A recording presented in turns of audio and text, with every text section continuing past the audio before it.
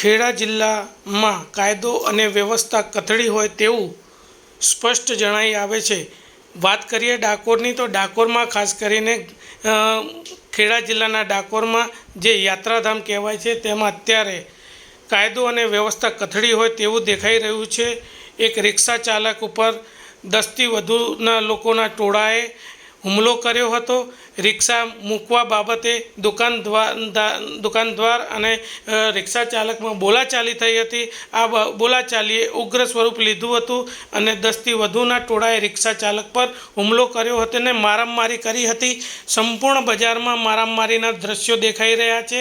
Police વ્યવસ્થા સેજ પણ ત્યાં દેખાઈ નથી રહી, ત્યારે કાયદો અને વ્યવસ્થા કથળી રહી હોય તેવું ડાકોરમાં સ્પષ્ટ જણાઈ આવે છે।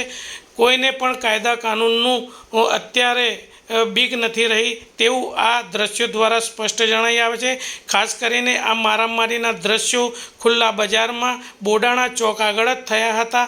આ મારામારીના દ્રશ્યો લોકો જોઈ રહ્યા હતા, જાણે યુપી બિહારના દ્રશ્યો આપણને જોવા મળતા હોય તેવા દ્રશ્યો જોવા મળતા હતા। પોલીસની જરા પણ લોકોને બીક નથી રહી, કાયદાની જરા પણ બીક નથી રહી તેવું આ દ્રશ્યોમાં સ્પષ્ટ જણાઈ આવે છે।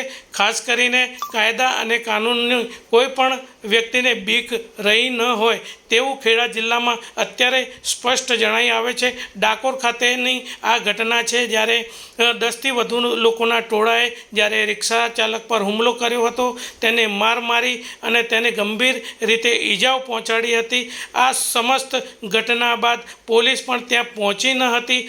લોકોનું કહેવું છે કે આ મારામારીના દ્રશ્યો અડધો કલાકથી પણ વધુ સમય દ્વારા ચાલ્યા હતા, પરંતુ અત્યારે કાયદો અને વ્યવસ્થાની કોઈ પણ પ્રકારની કોઈને બીક રહી ન હોય તેવું અત્યારે સ્પષ્ટ જણાઈ આવે છે। ખેડા જિલ્લામાં કાયદો અને કાનૂનની જે વ્યવસ્થા છે તે કથળી હોય તેવું અત્યારે હાલ લોકો કહી રહ્યા છે, ત્યારે આ વ્યવસ્થા ક્યારે સુધરશે તે